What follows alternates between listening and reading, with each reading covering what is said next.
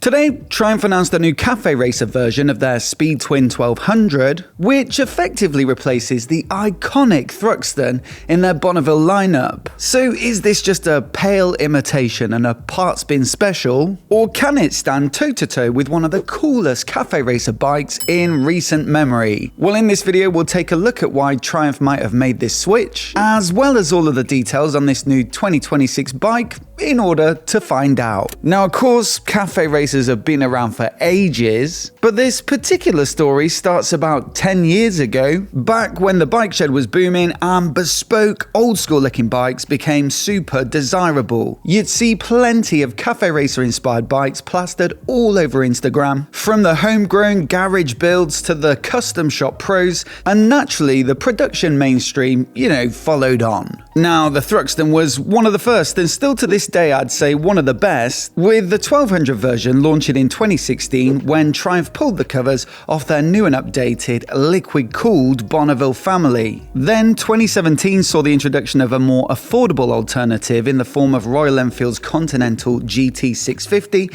if not quite as fancy looking and if not quite as quick, along with the stunning BMW R90 Racer and Ducati's Scrambler Cafe Racer 2. Then next year we got the Kawasaki Z900 RS Cafe, which admittedly was a mild cafe racer with flat handlebars, but then also Triumph's own Street Cup, which effectively was a smaller 900cc sibling to the Thruxton. Now, Google Trends shows the amount of search interest in a given topic or term over time, and I think we can take, the vast number of people using Google as a broad indicator of, general interest among a market. In 2016, you could see that cafe racers were particularly strong, if not a little more than another similar stylized genre of retro bike, the Scrambler. That's right around when the Thruxton launched, but if you extend this beyond 2016, you start to see a little bit of a different picture. Cafe racer interest has certainly died off, while Scramblers, as an example, have remained relatively popular. And this change in interest has absolutely been reflected in the products on the market as well, with BMW dropping the R90 Racer, the Cafe Racer from Ducati's Scrambler lineup has bit the dust too. Kawasaki no longer sell that cafe version of the Z900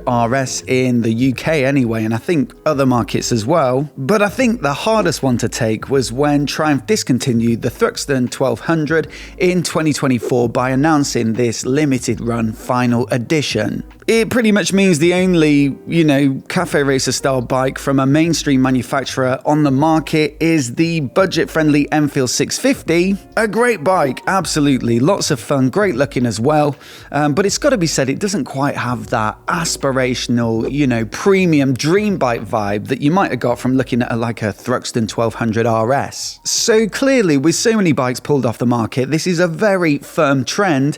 And so what led to it and what stopped people buying cafe racers? Well, I've covered this before when we looked at that Thruxton final edition, but I'll summarize here again. You only need to briefly speak to anyone who's owned a Thruxton or an R90 racer, or just read a couple of reviews online, be that from the press or owners, to find out that generally this sort of riding position isn't particularly comfortable. Clip-on style bars are kind of a non-negotiable if you're going to build a cafe racer style bike. They look the part, they give it that focus riding position that really suits a sporty chassis, but ultimately the age of the average biker goes up one every year. The biking public isn't getting any younger, and so clearly this sort of handlebar isn't really going to be your first choice if you are a little stiff in the back. It's the same reason effectively that naked bikes and adventure bikes now outsell sports bikes, with the retro market, having the upright kind of retros like the T120 and the Scramblers as well, with their big, wide and high handlebars that give you a much more spacious riding position,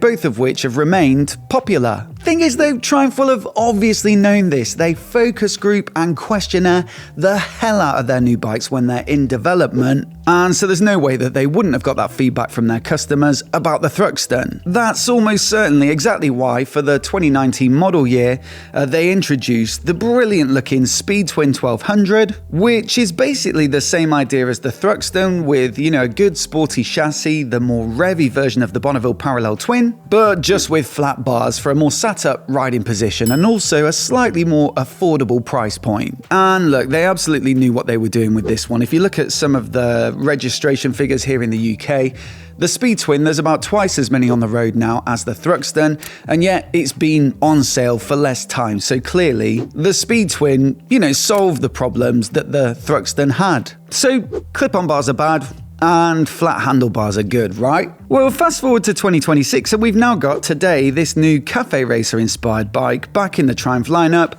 with the Speed Twin 1200 Cafe Racer. It seems a little bit confused, doesn't it? To bring in the Thruxton, the perfect Cafe Racer style bike, kind of kill it off with the Speed Twin by making something better because it's a little more comfortable, discontinue the Thruxton, but then kind of loop back round and approximate the Thruxton based on the Speed Twin with a few modifications. For me though, I think what the Thruxton did was give Triumph in the Bonneville lineup a real beautiful halo product, the one that you would go for if practicality and price wasn't really a concern, and it absolutely did that. It looked great in the press shots, it looked great on the stand-up motorcycle shows, and there were plenty of, little projects and customs and the TFC version that all made it look basically like the bike of your dreams if you're into that sort of heritage inspired but a little bit sporty. So just maybe this new Cafe Racer version of the Speed Twin is kind of stepping in to do that. It's the top dog Bonneville now if you want to go quick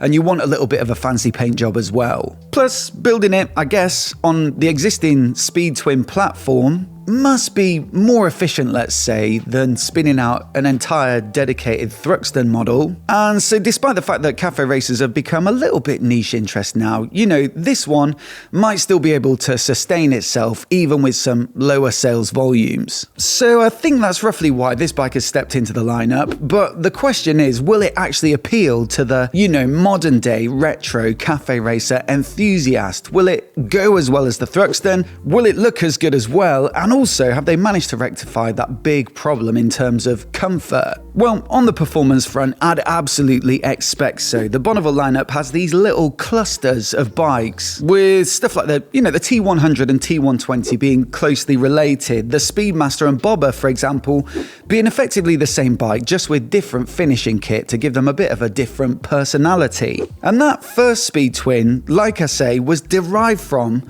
the Thruxton platform. It didn't actually come from a T120, but just with more sporty components. So compare them side to side in terms of the geometry, this new Speed Twin Cafe Racer and that Thruxton Final Edition, and you'll see they're pretty much identical, like the wheelbase is 1 mil out, the seat height's the same, the trail's the same as well, and again, with the rake figure, it's about as close as you can get. They're basically the same bike in terms of how they've been set up. Then there's the engine too. It's the high power variant of the Bonneville 1200 Parallel Twin, so it's built for a little more revs, although I will say on the whole it's mainly a torquey engine. But yeah, they both make roughly 103 horsepower at 7,500 RPM, and the peak torque figure of 112 Newton meters also comes in at the exact same 4,250 RPM. So this bike should almost feel exactly like a Thruxton to ride, just with a little bit of a tweak to the riding position. You see, flicking between the new bike and the Thruxton Final Edition in Photoshop, if you lay them over each other, well, you can see that the seat and the pegs don't really move. They're pretty much set up in the same spot, but neither of those was ever really the problem when it came to the Thruxton. For me, and most of the people's reviews that I've read,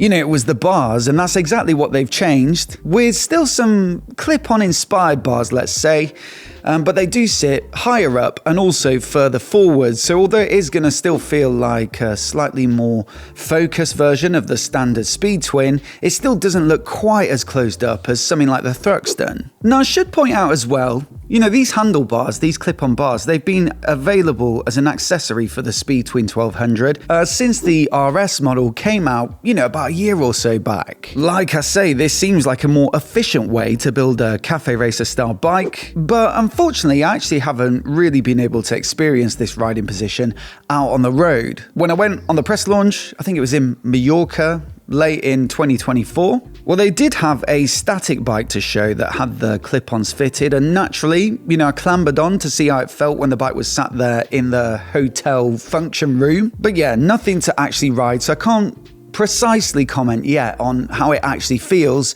but I will say, speaking to the Triumph team, they said it was meant to be a bit of a happy medium between the flat bars and the Thruxton. So look, it should ride like a Thruxton, or pretty close anyway, and it does look like they've dealt with that comfort issue, but the question is, you know, arguably one of the greatest selling points of the Thruxton was the looks, and so does this one look anywhere near as good? Well, in my opinion, it's not quite as good as a Thruxton. It doesn't have the spoke wheels, it doesn't have that long cafe racer style tank, and it doesn't seem like there's a front fairing option either. And I've got to say, with that fairing and a tail tidy, the silhouette of the Thruxton was pretty much motorcycle design perfection in my book. So it was always going to be pretty difficult to beat with a slightly modified Speedtwin. It just doesn't quite have the same classic appeal, I'd say, although looks are subjective, and I will still say it is a good looking machine, and I'm sure it'll appeal to plenty of Triumph fans. I guess the only final hurdle could be the price, which comes in at £15,995, and for reference, that's 1,300 quid more than the standard Speedtwin 1200 RS. Now, admittedly, this cafe racer version is limited to 800 units, so there's a little bit of exclusivity, and you do get the clip-on bars, which normally you'd have to pay extra for, and the bar end mirrors, and then it's also got its own dedicated paint job, which you wouldn't be able to get on the standard Speedtwin. The other point of reference there, I suppose, is the Thruxton Final Edition, which was launched in 2024. That one was £15,095. Also had a little bit of exclusivity as well, although I think, you know, to be fair to Triumph, things generally, price-wise, have moved on quite a bit in the past couple of years. So look, with all that in mind, I'd love to know what you think of this new Speedtwin 1200 Cafe Racer down in the comments, and whether you think it's a suitable, you know, replacement for a brilliant bike like the Thruxton. On top of that, I'll leave my review of the RS on the screen now, so you can get a good idea of how this particular bike will ride, although hopefully at some point this year we'll be able to get a Cafe Racer for review. It's not always the case with these limited runs, but of course I'll ask them and see if it's possible. Do hit subscribe as well for more of the latest motorcycle news and reviews like this right here on MOTOBOB. A massive thanks for watching today, and we'll see you in the next video.